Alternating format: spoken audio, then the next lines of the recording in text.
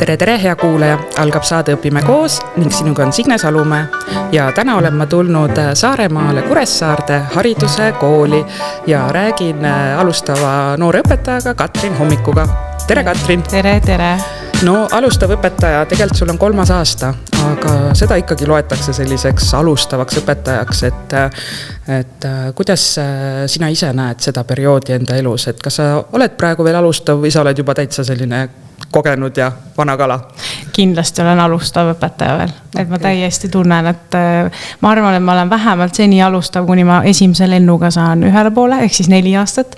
Siis võib-olla, kui teine lend tuleb uuesti nii-öelda algusest, esimene klass, et siis võib juba mõelda, et okei, ma olen mingisuguse kogemuse saanud, aga praegu kindlasti alustav õpetaja. Okei, aga lähme praegu täitsa sinna nii-öelda algusesse, et räägi natukene enda kooliteest, et oli see positiivne, negatiivne, mis tundeid see sinus tekitas, mis sul meelde tuleb? Minu enda koolitee oli, ma ütleks, kõik emotsioonid korraga, nagu ikka ühe koolilapse koolitee läheb, aga ma olin hästi selline usin ja tegus ja tegin hästi palju asju. Kogu aeg ma pidin kuskil käima või miskit tegema, ma olin kooris, ma olin ansamblis, ma käisin näiteringis, et selles suhtes mul ei jäänudki aega mõelda, et kool ei ole nagu tore koht, et tegelikult oli vägev ja ma leidsin oma parimad sõbrannad ka just ju oma kooliteel, nagu et selles suhtes oli tore aeg, ausalt ma meenutan alati, et see oli siuke vahva aeg. Kas see on võib-olla ka seotud sellega, et sa nüüd ise oled algklasside õpetaja või kuidas sa jõudsid siis õpetaja ametisse? See õpetaja ameti küsimus on hästi tihe ja see on hästi selline klassikaline ja võib-olla igav vastus, aga mul on kodus kõik pedagoogid põhimõtteliselt ja ma ütleks, et õpetaja amet on suht sama nagu arstiamet, et kui see kodus nagu juba on, siis see kuidagi kandub edasi. Et mul oli mamma väga siuke, täpselt siuke pedagoog, keda kujutatakse ette, et üle põlve seelik ja alati kontsad ja selline on ju. Et tema oli tõesti kogu oma elu algklasside õpetaja ja mul ema oli mõni aasta, aga siis ta läks sekretäriks kooli ja ülejäänud aastad siis oli koolis tööl sekretärina, siis mul õde on inglise keele õpetaja ja siis kuidagi läks nii. Ma tegelikult tahtsin psühholoogiks saada, aga läksin Tartu Ülikooli ja sain sisse klassiõpetaja erialale. No ja psühholoogitööd saad ju ikka teha igapäevaselt. Ja, see on selline teine amet õpetajal, ma ütleksin. Seda on omandad nagu lisaäriala töö kõrvalt nii-öelda. Ja, täpselt.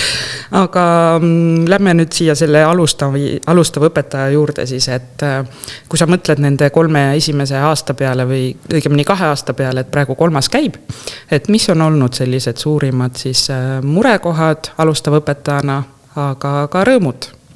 Kui ma tulin kooli, ma tegelikult lõpetasin 2018 magistri ja siis ma olin 2 aastat välismaal, sest ma ei olnud valmis veel õpetajaks hakkama ja siis 2 aastat hiljem, 2020 ma tundsin, et nüüd on see aeg, et ma oleksin valmis ja see oli ikkagi raske, isegi et ma olin valmis nüüd olema õpetaja. Ma tundsin, et kuidagi hästi palju oodatakse ühelt alustavat õpetajalt ja tegelikult seni tunnen seda. Ja siis tuli teine aasta ja ma tundsin, et esimene aasta oli raske, aga teine on veel raskem. Et tõesti, et selline, ütleme, et hästi nagu kunagi ei tea, mis saab või mis emotsiooniga sa lähed ära siit koolist, et tõesti selline no ütleme murekohad või sellised alustav õpetaja, ma ütleks, et võib-olla kõige suurem probleem, vähemalt minul, on see, et ma nii-öelda viin oma töökoju ja mitte füüsiliselt, vaid tegelikult vaimselt. Et ma ei oska lahti lasta, et ma võtan kõik oma nii-öelda õpilaste mured kaasa ja ei oska nagu võib-olla kuidagi nii-öelda olla nagu, et töö on töö ja koduaeg on koduaeg.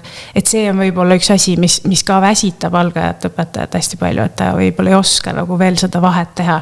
Me istume siin sinu klassis ja selja taga on mul väga ilus tänukiri, kus ongi, et aitäh, kallis õpetaja Katrin, et oled meile kui ema, et kas see võtab kokku võib-olla alustava klassiõpetaja, et sa oledki nagu hoobilt ema ja sa said endale 23 last üle öö nii-öelda. Tegelikult jaa.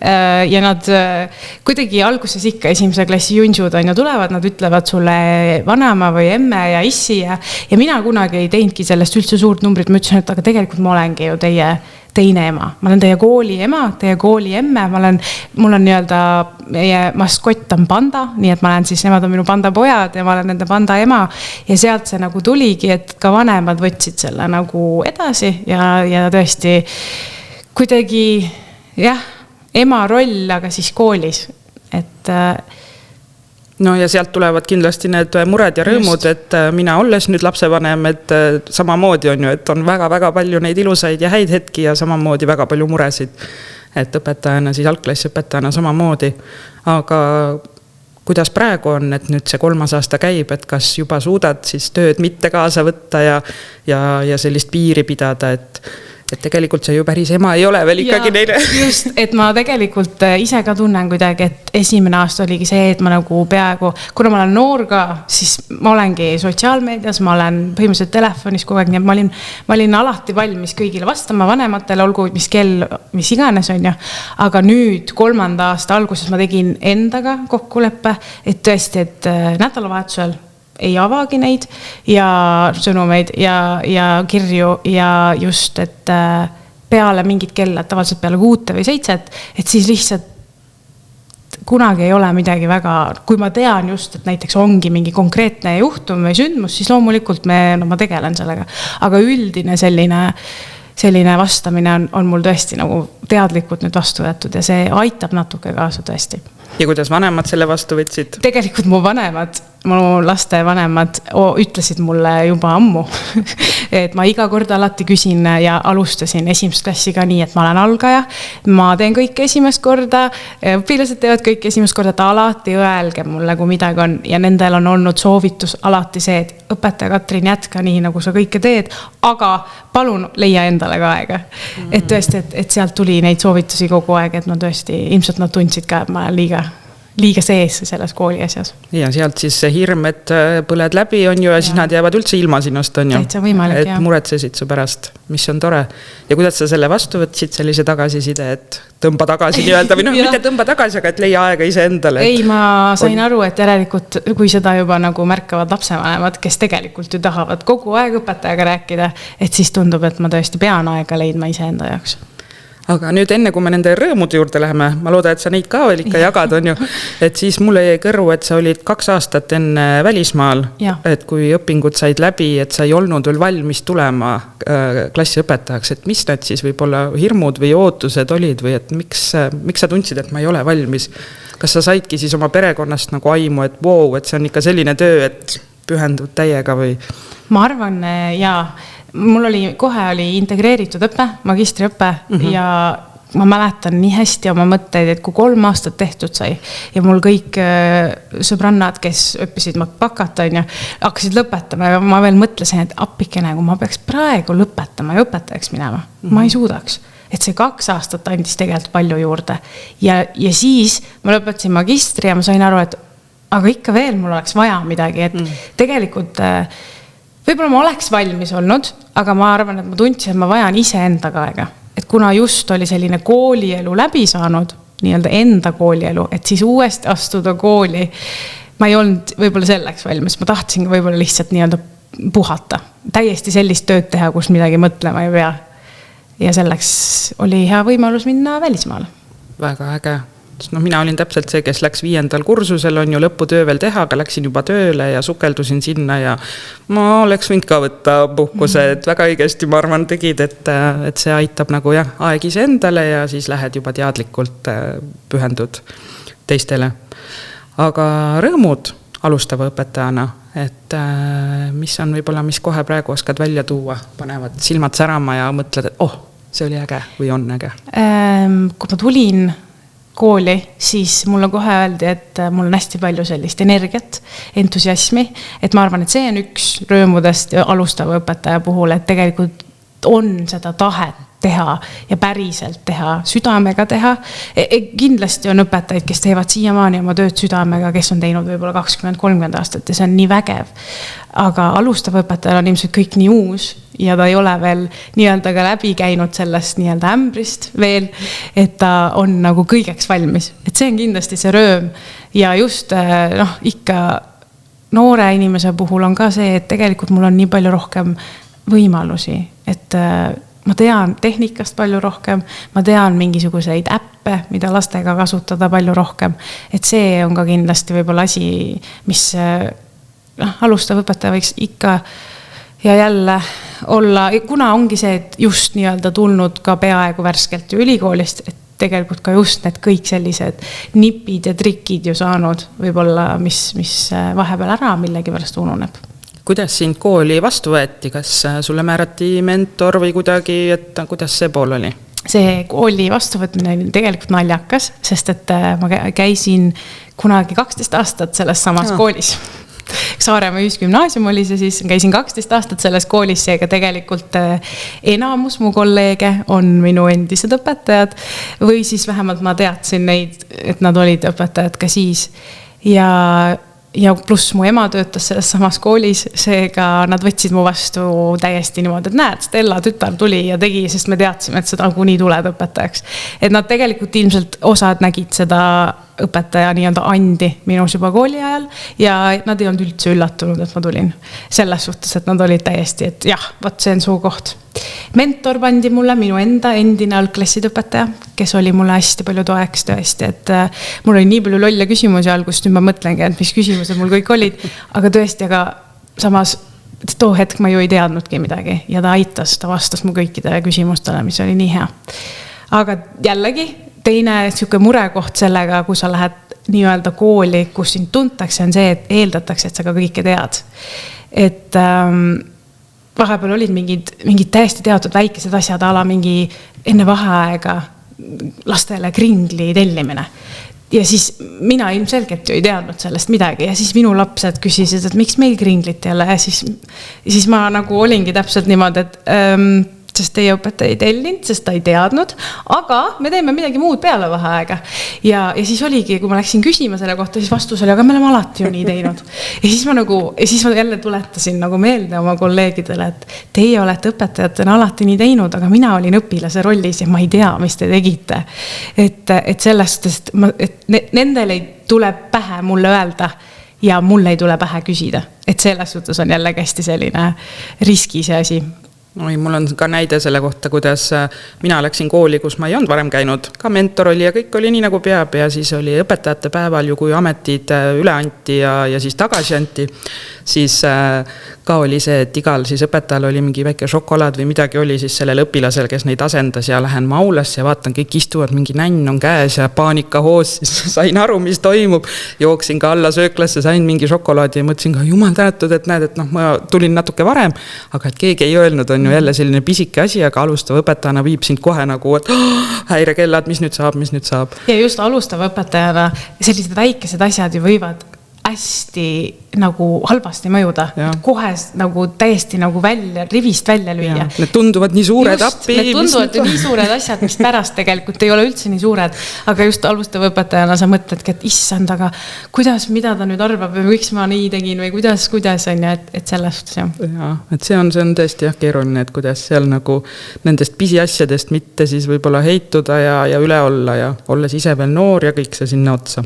Aga nüüd klassiõpetajana, et oskad sa praegu välja tuua, et millised on olnud sinu sellised suurimad väljakutsed? Sa oled ühe klassiga on ju töötanud, et on võib-olla mingid mõtted sealt ja millised on suurimad ka võidud, et on see klassikollektiivi ühtseks muutmine, mingisugused siin õpiraskustega tegelemised, sest vanemad, ma sain juba aru, on väga toetavad. Ja, vanemad on tõesti väga toetavad. Klassi puhul ma tunnen, et võib-olla ma olen saanud, mitte et kõik klassid oleksid kerged, kunagi ei ole, aga mul on kohe ekstra sellised hästi vägevad kujud. ja vägevad selles mõttes, et osade keemiad kohe ei käi kokku üldse.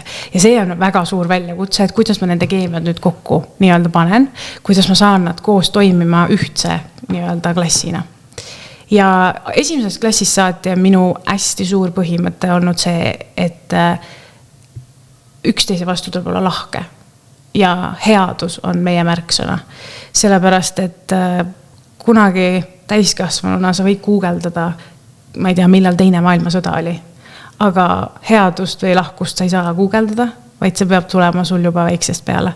Ja ma tunnengi, et kui ma vaatan neid kõrvalt, siis ikka on probleeme, muidugi on appikene, nad on peaaegu varsti teismelised, nendel on väikestest asjadest saavad nii suured probleemid, aga kui ma vaatan, kui tekib mingisugune selline hetk, et keegi kukub või kellelgi kadus mingi asi ära või selline nii-öelda pisike probleem, siis saab nendest järsku ühtne klass. Ja see on ilmselt see suur võit, mis ma loodan, et see jätkub kuni 9. ja siis veel edasi. Nii et juba 2 aastaga oled sa suutnud edasi anda oma väärtusi ja sa näed juba tulemusi, et ollakse toeks ja hoitakse kokku vajalikul hetkel. Ja mõnikord ma tunnen jällegi, et nad kasutavad mu lahkust ära. Ja ma seda ka olen öelnud neile, et hästi palju, mis on ka, millele ma rõhku panen, ausus. Mina olen nendega aus ja nemad on minuga aus.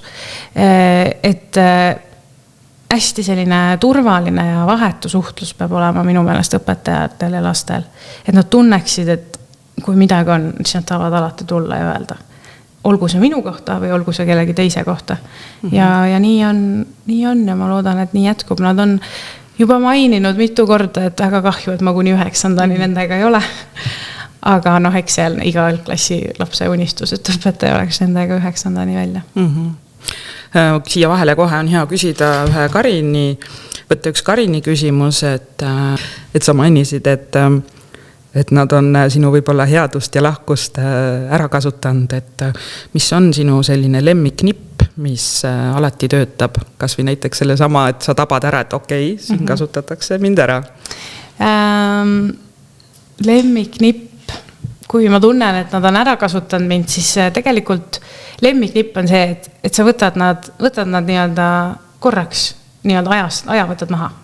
Ja aja maha võtmine, näiteks kui on üldine klassis olemine, sobib mingi liikumispaus.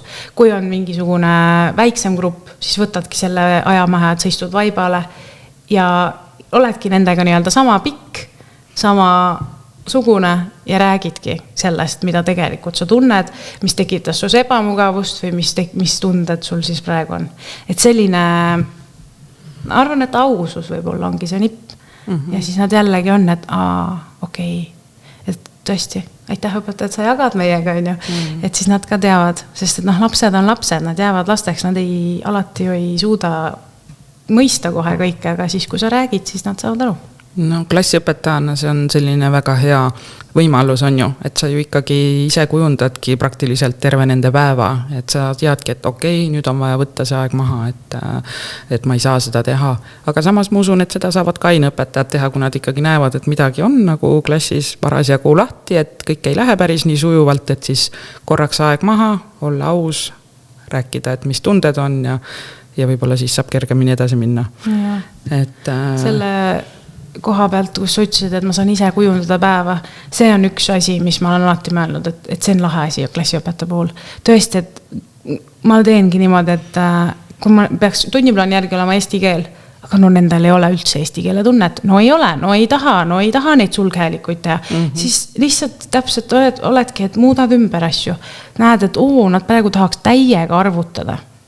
Et selles suhtes see on üks kõige lahedamaid asju, mida klassiõpetaja saab teha. Ta ise kujundab klassi järgi oma päeva, klassipäeva ja tegelikult ju ei ole vahet, mis järjekorras sa neid teed, kuidas sa teed. Võib-olla mõni päev on täpselt üldse selline, et õpetaja ise tahab ka filmi vaadata, siis vaatadki ja teine päev teed jällegi siis ilusti jällegi õppekava järgi. Filme saab ka vaadata õppekava järgi, nii et täpselt. On teil võib-olla sõnastatud, et teil on üldõpetus või et on ikkagi ained? Meil on ikkagi ained, jah.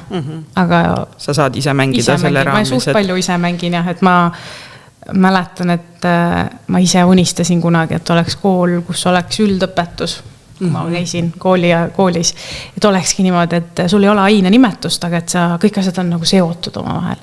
Ja ma püüan seda päris palju siin klassis teha, aga mõnikord on ikkagi nii, et läheb nii, kuidas läheb, aga et oleks ikkagi kuidagi, et oleks omavahel seotud, et kui me räägime eesti keeles mingist teemast, et ta on seotud kunstis ja matemaatikas ka.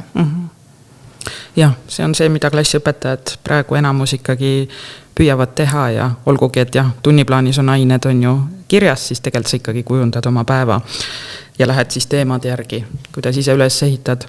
Kui palju sa toetud õpikutele ja töövihikutele, kui palju sul on aega ise võib-olla siis mingeid materjale koostada? Ma tunnen, et jälle ma ütlen, et alustav õpetaja on ju, et see ei ole halb, et sa näiteks teed õpikutööviku järgi, et sul ongi ju see tugisammas olemas. Ma tahtsingi öelda, et tegelikult alguses esimese aasta ja teise aasta võib-olla alguse ma toetusin hästi palju õpikutele, töövihikutele, ma pidin kõik asjad sealt ära tegema, kuniks ma sain aru, et aga miks, et nagu kuidas või nagu mis mõttega näiteks mingi inimese õpetust, mis mõttega sa seda töövihikut kirjutad või just võiks ju kasutada mingid päris mingid praktilisi näiteid ja vahendeid, et ma toetun ikka, sest et see on õppekava järgi ju tehtud, väga hea, ma ei pea ise asju välja mõtlema, aga ma ikkagi päris palju proovin juurde panna just sellist käelist tegevust, praktilist tegevust ja see võtab ka aega jälle välja mõelda. Aga Pinterest on vist õpetaja parim sõber. Kui palju te koostööd teete näiteks paralleelklassi õpetajatega või üldse siin algklassides? Et jagate materjale või mingeid häid ideid? Ma tahaksin öelda, et palju, aga ma ei saa seda öelda. Et võiks ikka rohkem olla. Võiks olla rohkem. Et eelmises saates ka Kaidi Õismets rääkis, et temal oli täpselt sama tunne, et nii võikski olla ja kooli tööle minnes siis avastad, et tegelikult ikkagi päris paljud nokitsevad omaette on ju. Ja siis tema lõi koostöökoja algklassi õpetajatele, et siis nagu üritas käima tõmmata seda, et hakkame rohkem koostööd tegema. Väga lahe ja ma olen ise ka mõelnud sellele, et kuidagi igaüks nagu teeb oma asja, mõni jagab. Mina ise püüan olla see, kes jagab hästi palju ja siis mõni on selline, kes üldse ma ei tea, kas ta julge või ta ei taha öelda, et selline Pole harjunud lihtsalt võib-olla. Just, et inimesed ongi erinevad, aga see selline mõte jagada algklasside vahel asju on tegelikult väga toetav ja jällegi mitte ainult algajalõpetajale, ka see, kes on ju olnud näiteks 20 aastat koolis, ka talle tuleb vahepeal tuua värskust ja täpselt, et saab ju hoopis midagi muud teha.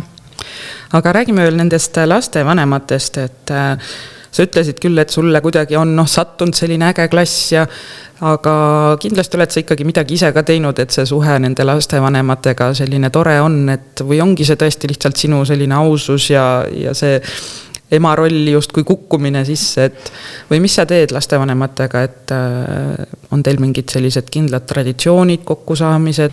Ma mõtlesin küll, et mul on sattunud hästi head lapsevanemad, aga tegelikult ilmselt ma arvan, et lõputööpuks on see, et inimesed peegeldavad teisi inimesi ja ma arvan, et ma olen algusest peale püüdnudki olla hästi mina ise. Ma ei ole võlts, ma ütlesingi täpselt samamoodi neile, et ma eksin, ma kindlasti eksin ja see on loomulik ja et andestage mulle kohe ja öelge mulle kohe. Ja ma arvan, et võib-olla need kõik väiksed asjad kokku on nendele meeldinud ja on olnud mingeid asju, mis tulevad ja räägivad kohe ära, mis on hea, mis on halb või mida võiks teistmoodi ja see ongi kuidagi edasi viinud. Ja minu põhimõte on ka alati olnud see, et me kõik saaksime nagu omavahel ka mingitel hetkedel kokku ja alguses ma tegin hästi palju üritusi ise. Kuniks ma jällegi sain aru, et miks ma pean kõik asju ise tegema. Jällegi anna edasi ja see aasta ma mõtlesingi välja, et teeme see pole päris iga kuu, aga peaaegu iga kuu on mingi üritus, mida siis mingisugune lastevanemate grupp teeb. Me tegime augustikuus koosoleku, siis ma jagasin nad gruppideks, nad võtsid loosi ja nüüd ongi niimoodi ja see nii-öelda üritus ongi siis selline, kus on lapsed ja lapsevanemad kõik koos. Esimene grupp juba tegi ära, meil oli Halloweeni üritus, väga lahe orienteerumine et tõesti ja see mõte tekkis sellest, et ma küsisin teise klassi lõpus arenguvestlusel vanemate käest just, et millega nad saaksid mind aidata või millega nad sooviksid mind aidata. Ja nende vastus oligi, et nad võivad vabalt mingeid üritusi teha või et nad võivad kuidagi olla toeks just mingitel koolivälistel asjadel. Ja ma võtsingi sellest sõnast kinni ja mõtlesin, et no aga teeme ära. Alguses nad ei olnud nii vaimustuses, aga ma loodan, et see vaimustus ikkagi tuleb. Mulle väga meeldis see, et sa ütlesidki anna edasi, et täpselt, et mõnel lapsevanemal on endal väga suur soov panustada ja see on tema võimalus oma tugevustele toetuda ja võib-olla näidata, milleks tema võimeline on ja et sa annadki talle selle võimaluse samamoodi on ju, et ei pea õpetaja kõike üksinda ära tegema. Kuigi see on ju tore, see on ju põnev valmistada ette, mõelda välja kõiki neid asju teha, aga et teised saaksid ka, et see on võib-olla tõesti selline üks lastevanematega suhte siis loomise ja hoidmise võti, et anna neile võimalus. Täpselt, ma tunnengi, et ma võib-olla ei andnudki seda võimalust neile. Et ma nii-öelda tegingi kõike ise ja noh, eestlane, ta ei tule ju ütlema mulle, et kuule, anna mulle ka võimalus. Ta võib vihjeid anda, aga mul nagu ja siis ühesõnaga saimegi siis niimoodi see aasta, vaatame, kuidas läheb. Ja jällegi see ju võtab sinul koormust ära vähemaks. Sina tuled lihtsalt kohal õpetajana, on ju, oled see nii-öelda just kui kes valvab ja seal vaatab, et kõik sujuks, on ju suhted, hoiad seda ruumi seal nii-öelda, aga et see ettevalmistus jääb ära, et täpselt. See on hea nipp, ma panen kohe selle endale kõrva taha. Looda, et sina ka hea kuulaja, altklassi õpetaja või lihtsalt klassi vaata. Nii, aga ma küsin siia vahepeale nüüd ühe haridusmentor Triinu küsimuse. Et see on jällegi Kaidi Õismetsast võib-olla siis inspireeritud, ehk siis temale ei meeldinud väga teha arenguvestlusi. Et mida pead sina praegu õpetajana tegema sellist, mida sa üldse ei naudi, mida sa ei tahaks teha, mille sa annaksid kohe hea meelega ära kellelegi teisele? Mul tuleb, et võib-olla tööde parandamine. Kuigi haridusmentor Triinul on väga palju ju nippe, kuidas sa ei peagi ise töid tegelikult parandama ja ma olengi püüdnud teha siis rohkem seda, et õpilased ise võtavad nii-öelda võimaluse parandada asju. Võib-olla see on see asi. Et mulle alguses ma arvasin, et tööde parandamine on selline väga lahe asi, et paned punasega neid kriipse ja kraapse, aga tegelikult ei ole. Ja ma ei ole üldse punast kasutanud, mul on kõiki muid värve, aga mitte punast. Ma olen täitsa nõus, jah, kui ma mõtlen niimoodi, siis endal oli ka õpetajaks saamis, üks osa oli, mina olen nüüd see on ju, kes parandab. Tegelikult see oli tõesti väga õudne ja vastik osa, et ma ka annaks selle kohe ära, kui saaks. Aga mis on midagi sellist, millest sa kinni hoiaksid, mida sa ei tahaks ära anda, mida sa naudid väga?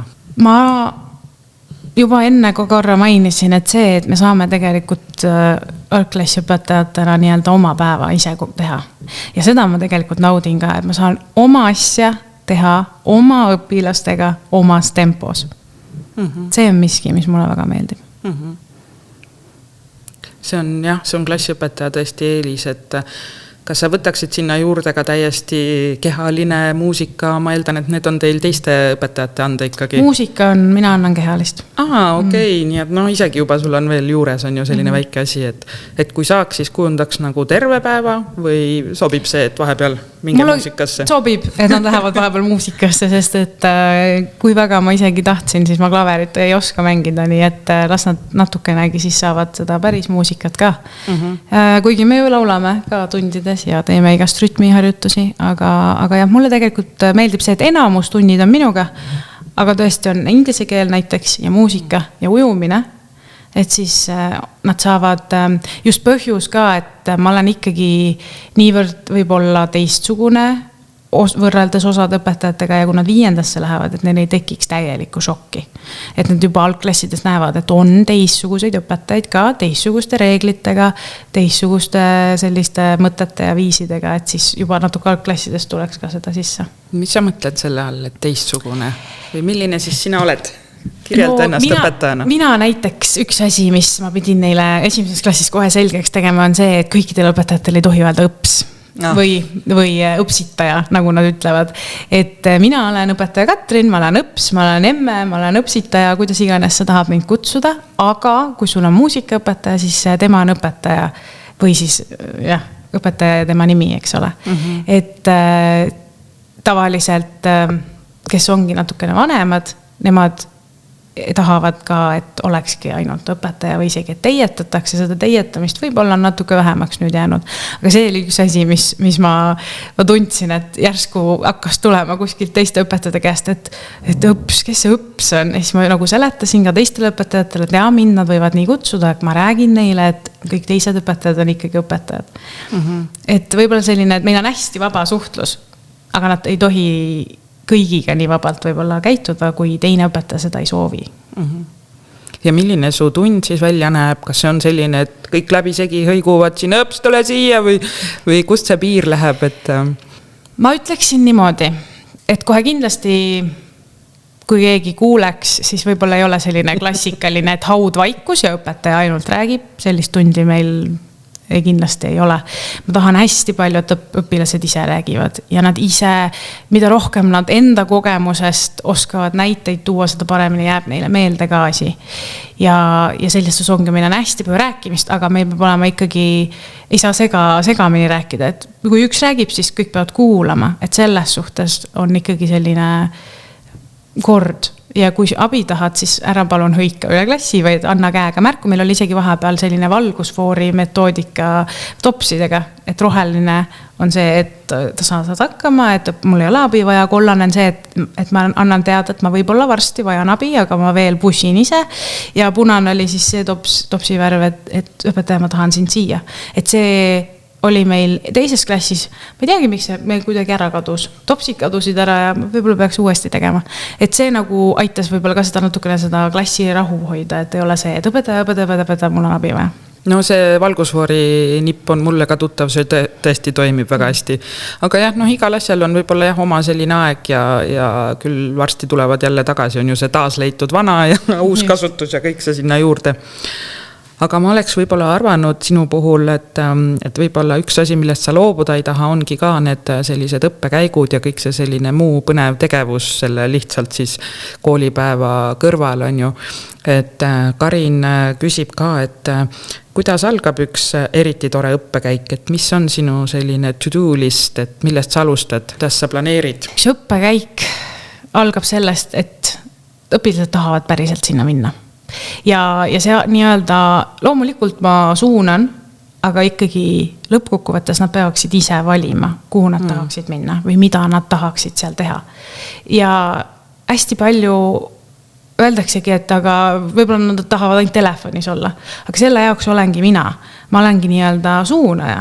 Ma suunan neid lihtsalt nagu sinna, kuhu on vaja, aga nad saavad ikkagi ise tunda, et nad on ise midagi valinud ja ma ikkagi ju lähtun sellest, et nendel oleks päriselt ka tore ja et nad, mida toredam sul on, mida rohkem sa tahad, seda rohkem sa õpid.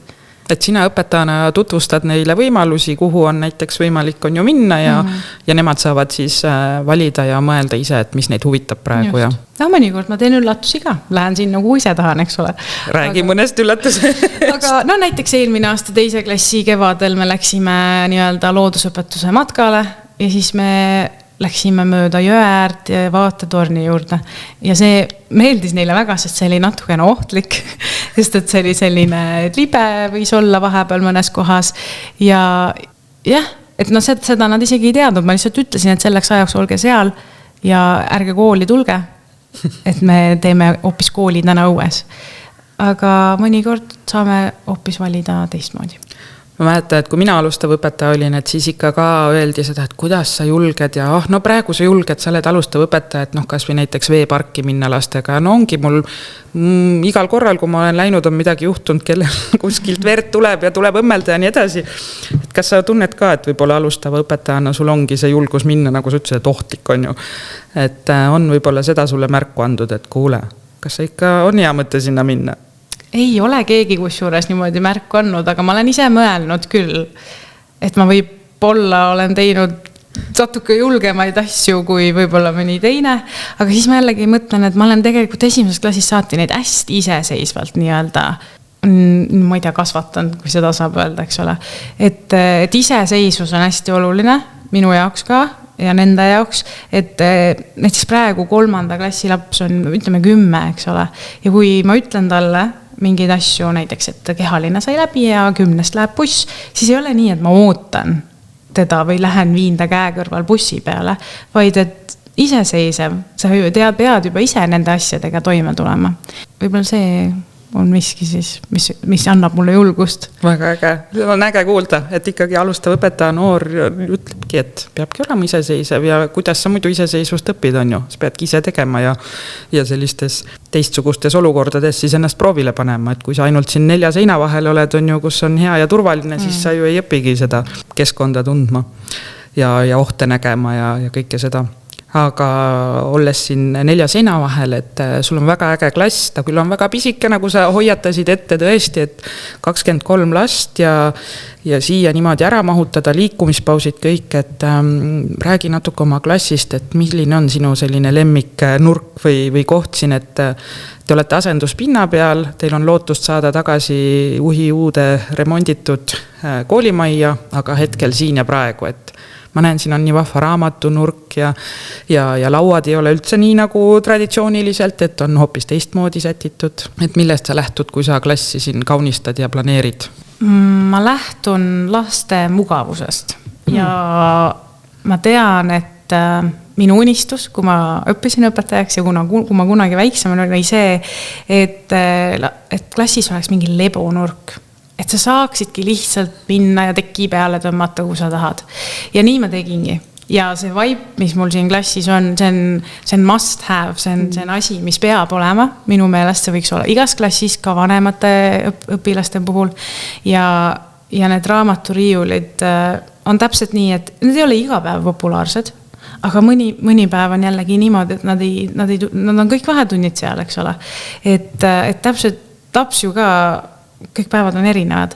Et mu lemmik koht ilmselt ongi, lapsed, ma arvan, ütlevad sama, on see puhkenurk, lugemisnurk nii-öelda meil, kus on padjad, kus on meie pandad ja kus saabki lihtsalt olla, et on päevi, kus mõni laps on mornim, eks ole, ta ei tunne ennast nii hästi, siis ma ütlengi, mine pane ennast sinna teki jälle. Mine poe, ole seal natuke aega, eks ole. Et see on kuidagi nende nii-öelda turvaline koht ka. Ja muidugi teine asi, mis nad teevad, seal on padjad, et kui nendel on halb tuju või nad tahaks nii väga kellelegi midagi öelda, siis ma ütlen, et mine ütle sinna padjale. Mine karju sinna padja sisse. Küll sul hakkab parem, et see on ka nagu nende see. Kas patja võib loopida ka?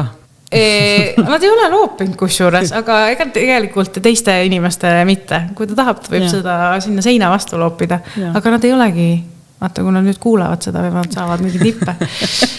Aga jah, nad on sinna patja karjunud küll päris palju. Nii, ja tahaks minna nüüd edasi siit sinu kui sisulooja juurde. Kas sa ise näed ennast üldse, et sa oled lisaks klassiõpetajale ka sisulooja? Ma vist nüüd hakkan vaikselt nägema. Ma tükk aega ei ole üldse tegelikult ju mõelnud sellele või ma ei hakanud üldse tegema seda asja sellepärast, et olla sisulooja. Aga nüüd, kui ma... Suunamudija. Jah, suunamudija. Või mis need nimed on kõik. Aga nüüd, kui ma töötasin suvel, nagu ikka, õpetajad ju peavad vahepeal mujal ka töötama.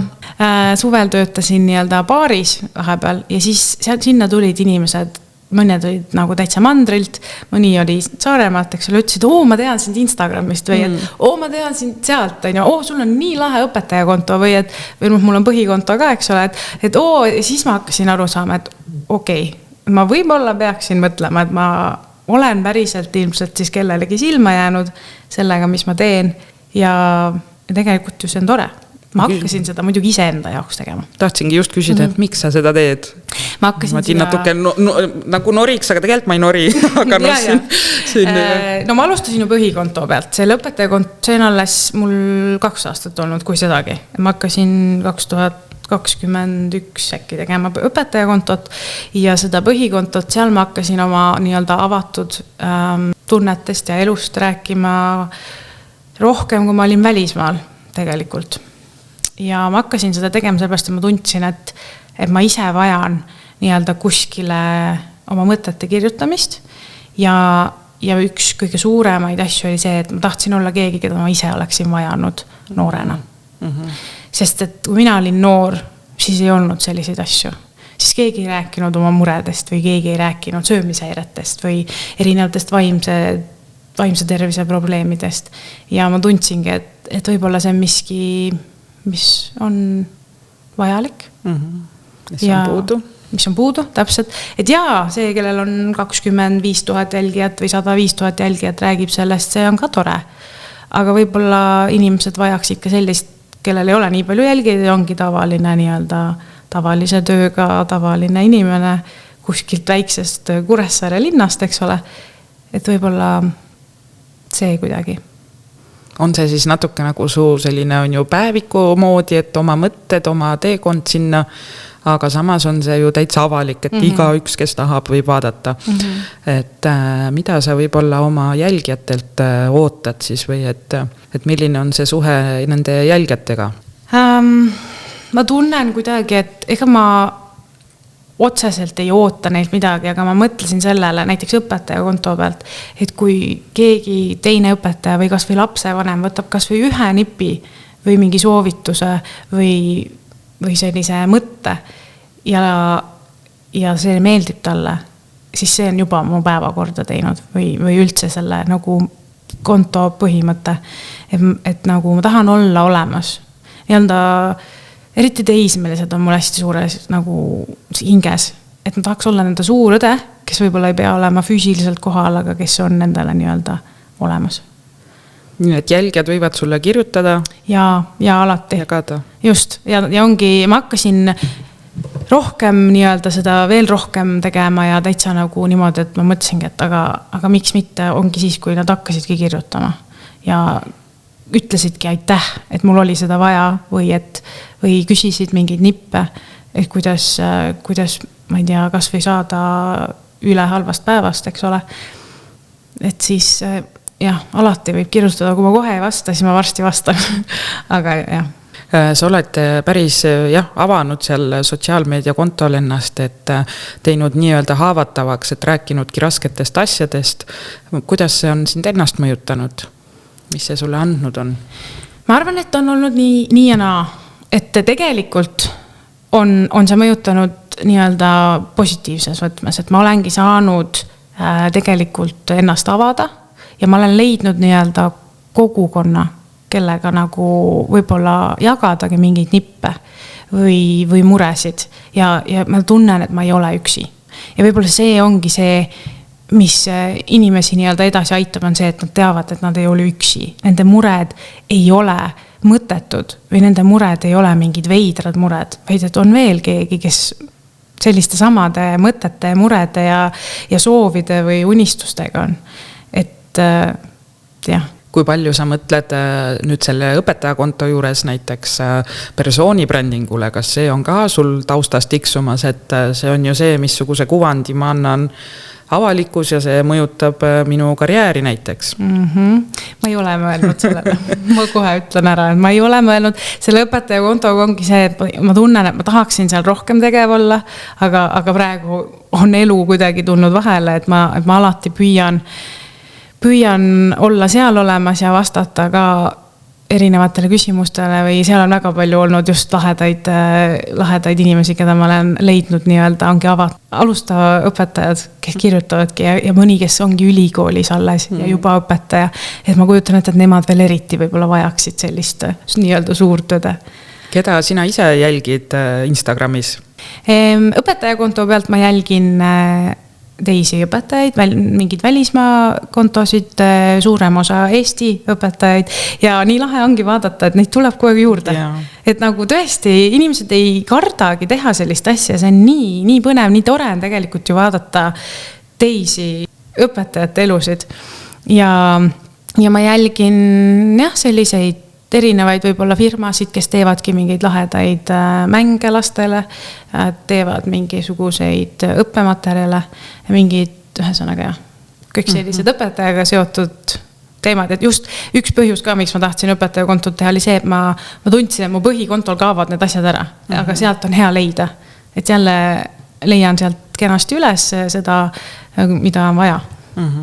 No ja haridusministeerium on ju ka Instagrami kolinud ja kõik sellised ametid, ametkonnad, et katusorganisatsioonid, nii et tundub jah, et Instagram on see koht, kus olla ja kui Pinterest oli siis selline pop ideede jagamise ja leidmise koht, et siis Eesti õpetaja on selle Instagrami nagu kuidagi omaks võtnud ja jagab, aga tõesti vähe, et aega lihtsalt ei ole, see on arusaadav, on ju, et see on selline kõrvaline hobi.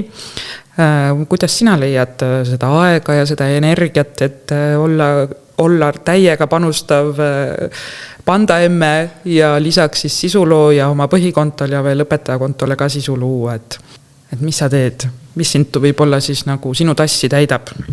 Minu tassi täidab minu koer, Tikker. Ma arvan, et Tikkeril ka konto, nii et veel, et sul on nagu nii palju, mida hallata. Koeral on ka eraldi konto, et just et tegelikult on küll hetki, kui ma mõtlen, et ta võtab kogu mu vaba aja tegelikult.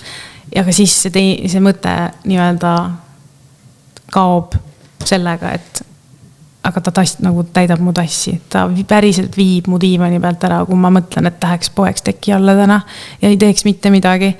Ta ühesõnaga ausalt, lemmikloomad on sellised, kes tunnetavad oma peremehe, perenaise tundeid, emotsioone. Ja kui mul on halb tuju, siis ta tuleb päriselt ka ja tulebki juurde ja ongi siuke, et teeme midagi, teeme su tuju ka paremaks. Ma olen näinud pilte, et ta on siin ka klassiruumis sul olnud, et kas ta on käinud ka sinuga koolis kaasas, kui on täitsa koolipäev olnud? Täitsa niimoodi ei ole, et on koolipäev olnud, sest et tegemist on Huskiga ikkagi, seega ta on väga püsimatu ja... Nagu lapsed? Täpselt, ta sobib väga hästi siia klassi püsimatu. Ta on käinud põhimõtteliselt siis, kui meil on olnud näiteks kekka õues või kui me oleme käinud matkamas, tavaliselt siis ta on mul kaasas olnud. Üks aasta meil oli kelgutamine, siis ma võtsin ta kaasa. Et ta ikka, lapsed on sellest, tegelikult ongi täpselt nii, et ta ju tuli minu juurde 2020 suve lõpp ja 2020 september ma läksin siis ju kooli, nii et õpilased on kasvanud koos temaga. Et ta on õpilaste parim sõber ka ja nad kogu aeg tahavad, et Tikker siia tuleks. Aga mis ma tunnengi, et ma ei ole võib-olla valmis 23 last pluss koer, et ma arvan, see on kaos. On plaan kohe minna siin Tartu erakooli Sädetera kooli siis või osasse, et seal on õpetaja, kellel on igapäevaselt 2 koera kaasas, et just vaatamagi seda, et nagu mis seal siis toimub või kuidas seda hallata kõike, et ongi teraapiakoerad, kes on koolis kaasas ja lastele siis toeks. Et ma just mõtlesingi, et kas Tikker on ka sellise teraapiakoera rolli võtnud, et lamab siin ja saab paitada või seda veel mitte. Selleks on vaja paberit teha ja koolitusel käia. Ma olen mõelnud sellele, kui mul on rohkem aega, ma tõesti teeksin selle ära. Sest ma arvan, et tast saaks väga tore teraapiakoer.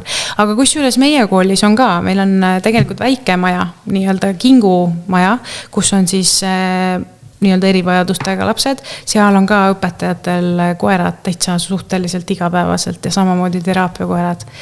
Et tõesti. Teie majas on see nagu ühesõnaga aktsepteeritav ja ei ole seda, et ei, mis koerad ei tule. Ja selles suhtes küll, et kõik õpetajad teavad, kes on Tikker ja osad lapsed, eriti algklassi omad teavad, kes on Tikker, et selles suhtes ta on ikkagi alati oodatud. Oled ka jaganud, et teed sporti, kas kickboks või boksimine või mis see oli, kuidas?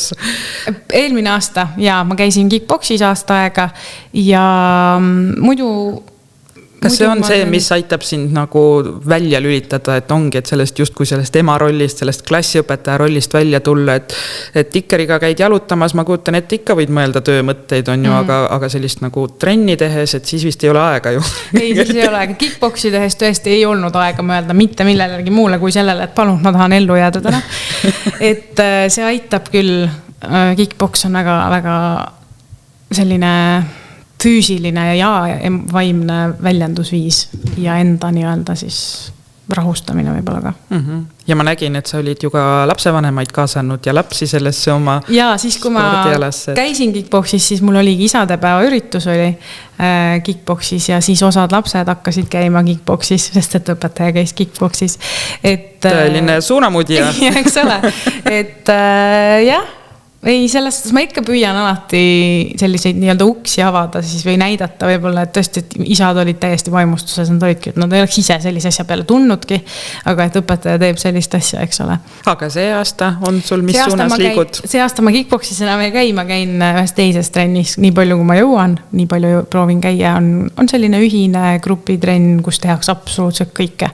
Nii-öelda jõudu, kardiot, ikka ma tahan ennast liigutada, sest et see on vajalik. See on vajalik, jah. On sul veel mingeid selliseid võib-olla tegevusi, mis sa teed, et ma ei taha öelda niimoodi, aga ütlen, et õpetaja ametis ellu jääda või noh, et kõige sellega siis nagu toime tulla, et ennast välja lülitada ja... Ma ütlen ausalt ja kohe, et Netflixi vaatamine on ka üks hobi. Ja see peabki olema, sest et ma tunnen, et see on selline koht, kus sa päriselt lülitad välja ennast.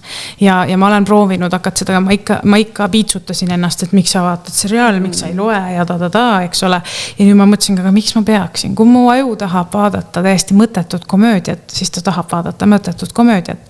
Ja teine õhtu jällegi tahab lugeda mingit psühholoogia raamatut, siis on ju lihtsalt tulebki lähtuda nii-öelda iseenda huvidest, iseenda soovidest. Aga mis on viimane seriaal või mis film, mida sa soovitad Netflixist? Afterlife näiteks. See võib-olla on natukene selline kurvem, aga ma arvan, et see on selline, mis paneb mõtlema. Ja keda sa soovitaksid võib-olla Instagramis jälgida, et ei pea nüüd olema õpetaja konto, aga võib-olla selline, mis on nagu sina tunned, et sina oled sellelt kontolt väärtust saanud? No kohe kindlasti õpime koos. Ma tänan! ja tegelikult haridusmentor Triinu on praegu üks nendest Instagrami kontodest, et kui mul on selline tuju või selline päev, et ma tunnen, et ma ei saa mitte millegagi hakkama, siis ma lähen lihtsalt sinna kontole ja otsin üles mingisugused kohad, kus ta reaalselt jälle upitab üles ja ütleb, et kõigega saab hakkama tegelikult ka. Mina tooksin enda kontodest juurde lapsed, kes nüüd on natukene võib-olla vähem postitanud, aga kõik see materjal on endiselt üleval, et on sama ja ka algklassiõpetajatele ja lasteõpetajatele väga väärtuslik konto, et just lapse selline arengu siis need ampsud või kuidagi, et sa loed niimoodi kas või kiiruga saad aru, et ma ei ole halb ema, ma ei ole halb õpetaja, et lihtsalt on ju et sellised, et see Instagram on ikka väga palju meile abiks, kuigi ta võib ka väga palju halba teha, rääkideski just siis sellisest minapildist võib-olla, kui sa hakkad ennast võrdlema seal ja et mida teed sina, et sinna Instagrami mitte ära uppuda niimoodi halvas mõttes? Ma võtsin teadlikult vastu otsuse, et kui ma tunnen, et keegi, keda ma jälgin, tekitab minus negatiivse emotsiooni, olgu see kas või keegi nii-öelda eestlane või kas või keegi lähedane, siis lihtsalt mitte üldse sõltudes temast, vaid minust endast, siis ma ei jälgi seda inimest. Ja ma proovingi jälgida selliseid kontosid, mis annavad mulle päriselt midagi juurde. Et olin kunagi selline inimene, kes oli Instagramis ja mõtles, et issa, ma tahaksin olla selline ja miks ma pole selline, aga siis need kõik inimesed läksid ära. Ja ongi, see võib-olla tundub hästi karm või võib-olla ülbe, eks ole, aga lõppkokkuvõttes sa pead siin elus nagu hakkama saama ja siin suures kirjus maailmas ellu jääma ja mina olen arvanud, et see võib-olla on üks viisidest, mida teha. Ja nüüd, kui võtta alustav õpetaja, sa ütlesid, et sulle kirjutavad need, kes alles ülikoolis õpivad ja võib-olla nemad vaatavadki, et mida Katrin teeb Instagramis, et mina kunagi ei saa näiteks niimoodi, et nii äge, et mis võib-olla mida julgustavad sa neile ütled?